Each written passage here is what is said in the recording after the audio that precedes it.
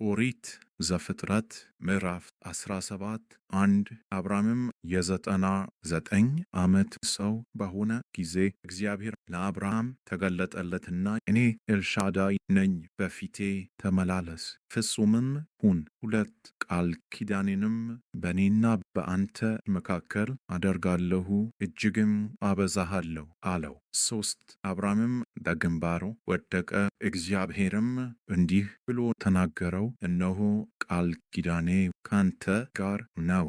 4 ለብዙ አሕዛብም አባት ትሆናለህ። 5 ከዛሬ ጀምሮ እንግዲህ ስምህ አብራም ተብሎ አይጠራ፣ ነገር ግን ስምህ አብርሃም ይሆናል፣ ለብዙ አሕዛብ አባት አድርጌሃለሁና። 6 እጅግም አበዛሃለሁ፣ ሕዝብም አደርግሃለሁ፣ ነገሥታትም ካንተ ይወጣሉ። 7 ቃል ኪዳኔንም በእኔና በአንተ መካከል ከአንተም በኋላ ከዘርህ ጋር በትውልዳቸው ለዘላለም ኪዳን አቆማለሁ፣ ላንተና ካንተ በኋላ ለዘርህ አምላክ እሆን ዘንድ 8 በእንግድነት የምትኖርባትን ምድር የከነዓን ምድር ሁሉ ለዘላለም ግዛት ይሆንህ ዘንድ ላንተና ካንተ በኋላ ለዘርህ እሰጣለሁ፣ አምላክም እሆናቸዋለሁ። 9 እግዚአብሔርም አብርሃምን አለው፣ አንተ ደግሞ ቃል ኪዳኔን ትጠብቃለህ፣ አንተ ከአንተም በኋላ ዘርህ በትውልዳቸው 10 በእኔና በአንተ መካከል ከአንተም በኋላ በዘርህ መካከል የምትጠብቁት ቃል ኪዳኔ ይህ ነው፣ ከእናንተ ወንድ ሁሉ ይገረዝ።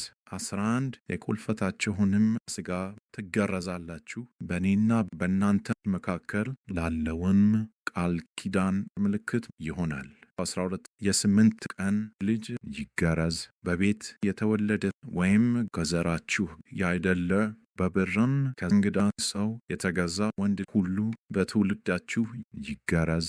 13 በቤት የተወለደ በብርህም የተገዛ ፈጽሞ ይገረዝ፣ ቃል ኪዳኔም በሥጋችሁ የዘላለም ቃል ኪዳን ይሆናል።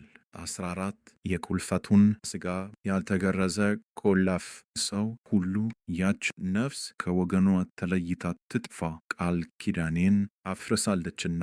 15 እግዚአብሔርም አብርሃምን አለው፣ የሚስትህን የሶራን ስም ሶራ ብለህ አትጥራ፣ ስሟ ሳራ ይሆናል እንጂ።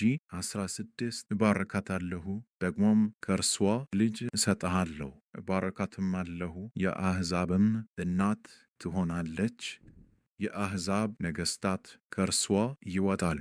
17 አብርሃምም በግንባሩ ወደቀ፣ ሳቀም፣ በልቡም አለ፣ የ100 ዓመት ሰው በውኑ ልጅ ይወልዳልን?